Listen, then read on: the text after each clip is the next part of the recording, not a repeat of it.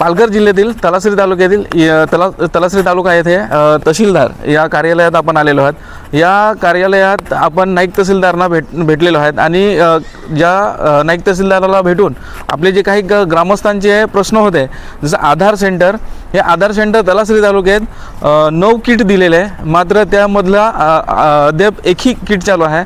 तर आपण ते विषय आपण त्यांना जाणून घेतलेला आहे की इथले जे ग्रामस्थांना होणारा त्रास, जसं शिक्षणासाठी आधार लिंक करणे हे खूप गरजेचे आहे, त्याचप्रमाणे जे शासनाच्या योजना आहेत, PM किसान योजना असू दे, इतर कोणतेही योजना आहेत, जे नवनवीन योजना येण्यासाठी त्यांना आधारला मोबाईल नंबर लिंक करणे गरजेचे आहे। बँक पासबुक असो, बँक पासबुकला KYC करणे असो, त्यासाठी आधारला मोबाईल नंबर लिंक करणे गरजेचे आहे। आणि असं असताना तालुक्यातील फक्त एकच किट किंवा 2 किट हे असे सांगतात, पण आम्ही ग्रामस्थांना जेव्हा जाऊन भेटलो आणि ग्रामस्थांनी आम्हाला सांगितल्याप्रमाणे फक्त 2 किट चालू आहेत, तेही तिथे खूप गर्दी राहते।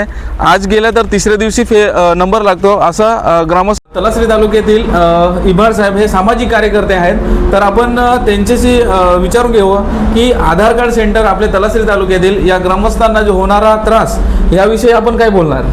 नमस्कार, मी सुनील इबाड, शिवसेना डहाणू विधानसभा प्रमुख। आपल्या तलासरी तालुक्यात आज तागायत 9 जणांना आधार कार्ड सेंटरसाठी लायसन्स दिलेले आहे, परंतु त्यापैकी फक्त आज 2 आधार कार्ड सेंटर चालू आहेत। आज आपण सगळे बघतोय, आज आपल्या सरकारच्या ज्या काही योजना आहेत किंवा इतर क्षेत्रातल्या ज्या काही योजना आहेत किंवा आज कुठल्याही कामासाठी आपल्याला आधार कार्ड हे किती महत्त्वाचं आहे हे आपल्या सगळ्यांना माहिती आहे। आणि त्यामुळे आज जर आपल्याकडे 9 पैकी फक्त आधार कार्ड 2 सेंटर चालू असतील, तर तुम्ही विचार करा की आपल्या तलासरी तालुक्याची किती शोकांतिका आहे, की लाजिरवाणी गोष्ट आहे की आपलं तहसील डिपार्टमेंट म्हणा किंवा आपलं हे जे प्रशासन आहे, हे प्रशासन कुठेतरी झोपेचं सोंग घेतलेलं आहे काय अशी सांगायला काय हरकत नाही। आज आपली तलासरी तालुका हा खूप लांब पसरलेला आहे आणि या प्रत्येक तलासरी गावागावातून जर या लोकांना आधार कार्डसाठी काम करायचं असेल तर खूप लांबचा पल्ला त्यांना प्रवास करावा लागतो।